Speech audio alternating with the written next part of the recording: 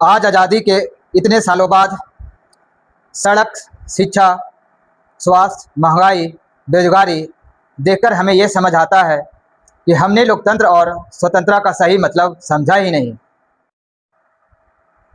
और कहा यह जाता है कि आज की युवा संस्कृति और सभ्यता भूलते जा रहे हैं और पश्चिमी सभ्यता का अनुसरण कर रहे हैं।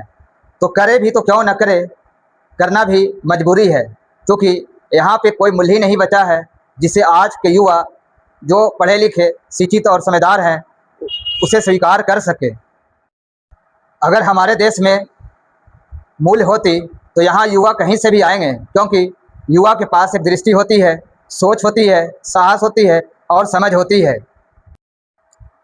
तो सवाल यह नहीं है कि हम पश्चिमी सभ्यता का अनुकरण क्यों कर रहे हैं, क्योंकि हमारे पास जो भी चीज़ें हैं वह सब उन्हीं लोगों को ही देन है, जैसे ट्रेन, बस, हवाई जहाज़, यहाँ तक कि छोटी सी साइकिल, सारा का सारा पश्चिमी सभ्यता का ही देन है। यहाँ तक कि अगर हम बीमार पड़ जाएं तो आयुर्वेद की चर्चा तो बहुत करते हैं, लेकिन बीमार होते ही एलोपैथी का ही सहारा लिया जाता है।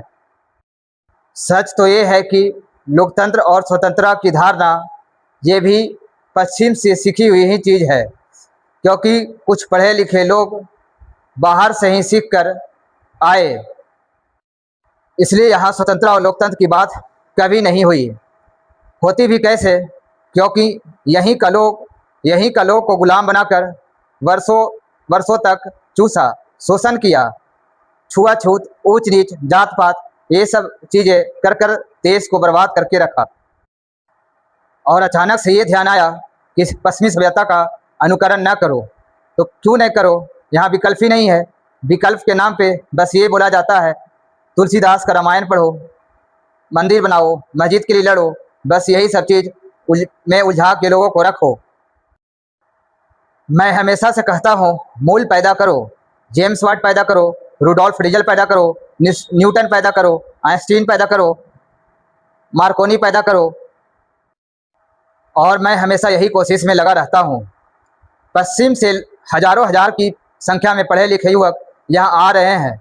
कोई डॉक्टर है, कोई इंजीनियर है, कोई चित्रकार है, कोई मूर्तिकार है, कोई लेखक है, कोई कवि है, कोई अभिनेता है, कोई एक्टर है। हमारा देश को हमेशा से एक ही शिकायत रहा है कि यहाँ के पढ़े लिखे लोग बाहर चले जाते हैं। तो आज मैं आपकी सारी शिकायतें मिटा देता हूँ। बाहर की सारी प्रतिभाओं को यहाँ ला सकते हैं, लेकिन हमारे देश में जो बड़े बड़े गधे कुर्सी पे बैठे हुए हैं, सबसे बड़ा मुसीबत वही है। वो दिन रात जात पात, धर्म, ऊंच नीच का भेदभाव कर लोगों को आपस में लड़ाते रहते हैं और देश को अंधकार की ओर ढकेलते हैं। लोगों को आइंस्टीन और न्यूटन के बदले तुलसीदास का रामायण पढ़ने को कहा जाता है, तो कैसे पढ़े? आप कहते हो कि समय रहते देश को बचा लो, लेकिन मैं कहता हूँ समय रहते ये रामायण को जला दो, वरना बड़ी मुसीबत खड़ा हो जाएगी। समय रहते नई संस्कृति पैदा कर लेना जरूरी है, क्योंकि जहाँ विज्ञान है वहाँ जीवन है, जहाँ धर्म है वहीं अंधेरा है।